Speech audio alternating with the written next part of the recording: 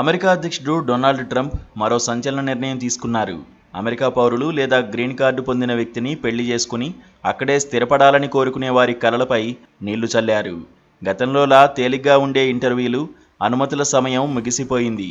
అక్రమ వలసలపై దృష్టి పెట్టిన ట్రంప్ సర్కార్ ప్రతి కేసును సునిశితంగా పరిశీలించాలని నిర్ణయించింది.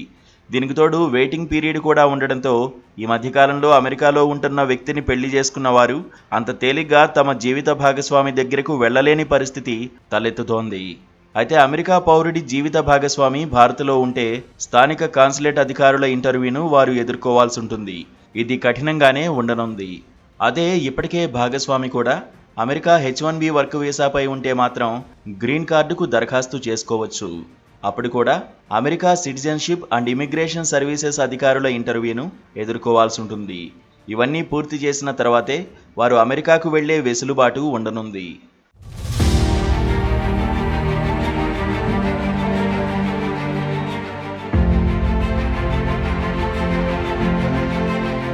అయితే అమెరికా పౌరులు తమ జీవిత భాగస్వాములకు స్పాన్సర్ చేస్తున్న వీసాను పొందాలంటే ఫామ్ I-130 అనుమతి పొందడానికి 14 నెలల సమయం పట్టొచ్చు.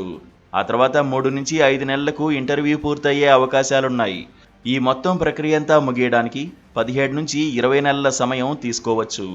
ఇక గ్రీన్ కార్డు ఉన్నవారు తమ జీవిత భాగస్వాములకు స్పాన్సర్ చేసే వీసాకు సంబంధించి కూడా చాలా జాప్యం నెలకొంది. F-2A గ్రీన్ కార్డు కేటగిరీలో భారీగా బ్యాక్లాగ్ ఉంది. ప్రస్తుతం 2022 జనవరి 1న దరఖాస్తు చేసుకున్న వారికి ప్రాధాన్యం ఇస్తున్నారు. అంటే దాదాపు 3 ఏళ్ల నాటి అప్లికేషన్లను ముందు చూస్తారు. ఈ లెక్కను చూస్తే ప్రస్తుతం దరఖాస్తు చేస్తే మన అప్లికేషన్ను పరిశీలించేందుకు మరో 3 నుంచి 4 ఏళ్ల వరకు సమయం పట్టే అవకాశం ఉంది. ఈ క్రమంలోనే దరఖాస్తుదారులు వీలైనంత వేగంగా పేపర్ వర్క్ను పూర్తి చేసుకోవాలని నిపుణులు చెబుతున్నారు. అదే సమయంలో ఇంటర్వ్యూలో కఠిన ప్రశ్నలకు సిద్ధపడాలని సూచిస్తున్నారు. బ్యాంకు లావాదేవీలు, జాయింట్ ఖాతాలను సైతం పరిశీలించే అవకాశం కూడా ఉందని తెలిపారు. ఇటీవల కాలంలో పెళ్లిళ్లకు సంబంధించి మరిన్ని ఆధారాలను అమెరికా అధికారులు కోరుతున్నట్లు వెల్లడించారు.